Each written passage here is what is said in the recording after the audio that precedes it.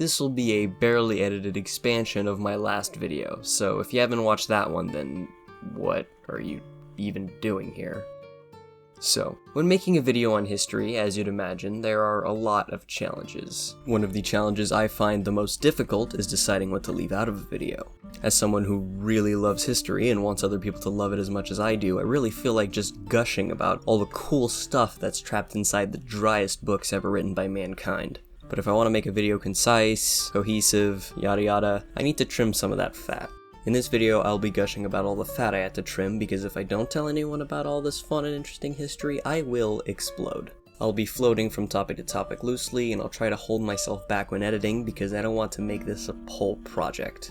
One of the things I should mention during this video is that although the broad strokes of what I said is most likely correct, there's a good chance that the specifics aren't entirely accurate. Our main source for most of this period, Gregory of Tours, is a very biased person. He was a bishop of the Catholic Church, and the first few books of his histories weren't even a primary source, but a secondary one.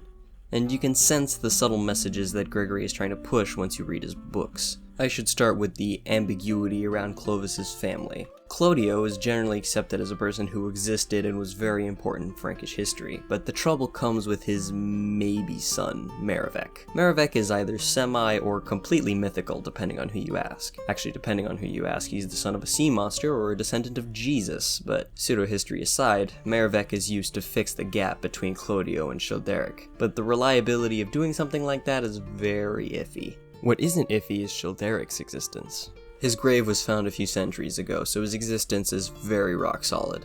And based on what we know about Clovis, we can say with good certainty that Childeric is Clovis's father. The parts that are iffy about Childeric, like most things in this part of history, are the details. According to Gregory, Childeric was kicked out of his own territory for being too promiscuous. Eventually he reclaimed his throne, but in the meantime, apparently Agidius was elected as the king, which is practically impossible. It was most likely a mix-up, since there were probably a lot of Franks who fought under Agidius. What exactly calling him the interim king of the salient Franks means is heavily debated.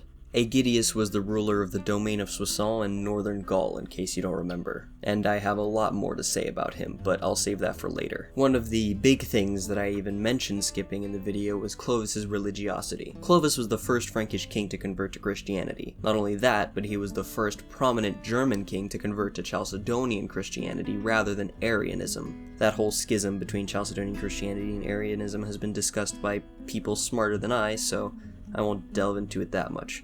But safe to say, when Gregory talks about how Clovis had done something for the Christian god before winning a battle, the parallels to Constantine make themselves very clear, especially when Gregory straight up calls him a new Constantine. Which is why the information around Clovis's conversion and baptism is so unreliable. Besides the fact that he converted and got baptized, which we can be fairly sure of, the time of and circumstances around those events are difficult to pin down. The fact that Gregory was a Catholic bishop definitely doesn't help us with that. There's also the Council of Orleans, which was organized by Clovis like 5 minutes before he died. Apparently it tied together the Frankish crown and what would eventually become the Catholic Church together, and there was something about 31 decrees. It set a precedent for future councils, as well as set up the relationship between the Church and the Frankish kings that would last for over 1,000 years. Centuries after his death, Clovis also started getting venerated as a saint, though that was more of a political move used by Gallicans and by the French crown.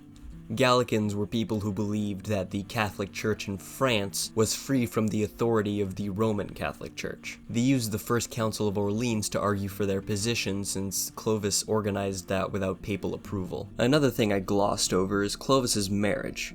Clotilde, Clovis's wife, plays a very important part in Clovis's conversion to Christianity, or at least that's what Gregory wants you to believe. I personally think that works the other way around.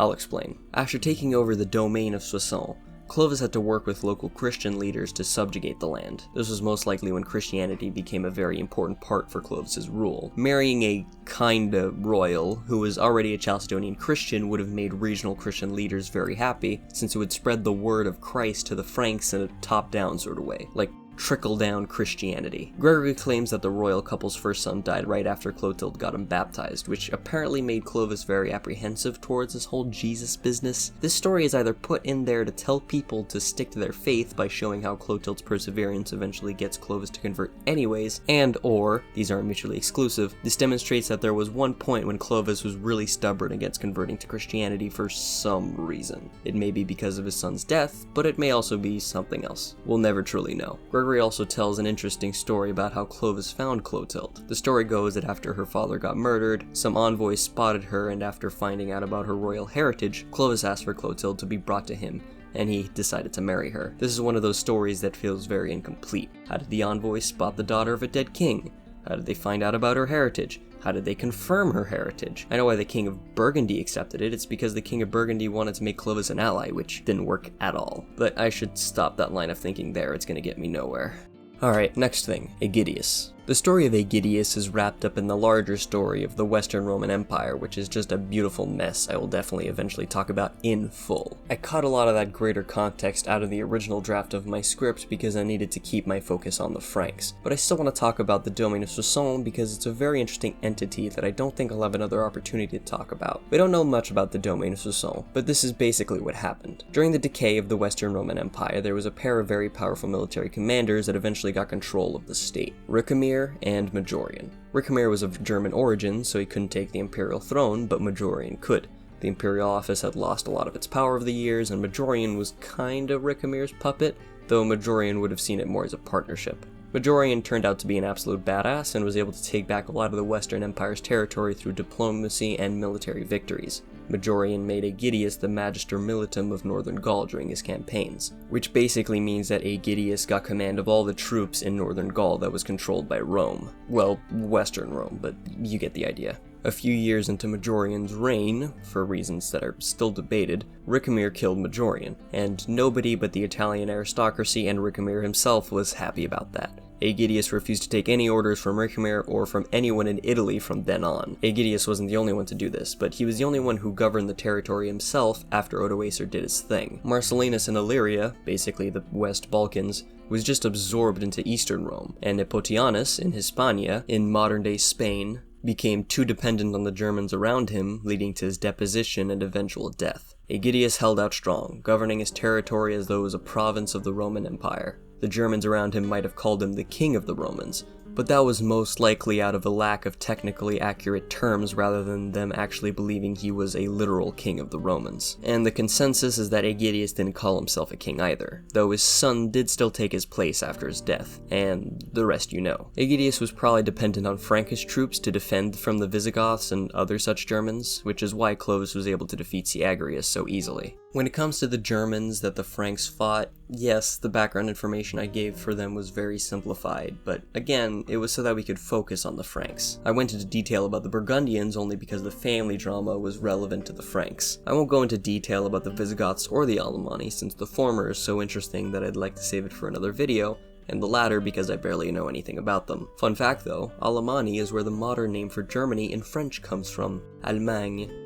So that's the main stuff that I didn't include for the section about Clovis. When it comes to Clovis's children, there's a lot more I didn't mention, but that was a lot more deliberate. The section was more to conclude the Franco-Burgundian saga than to explore early Merovingian politics, because there is so much in the Merovingian family drama that I want to save it for more videos.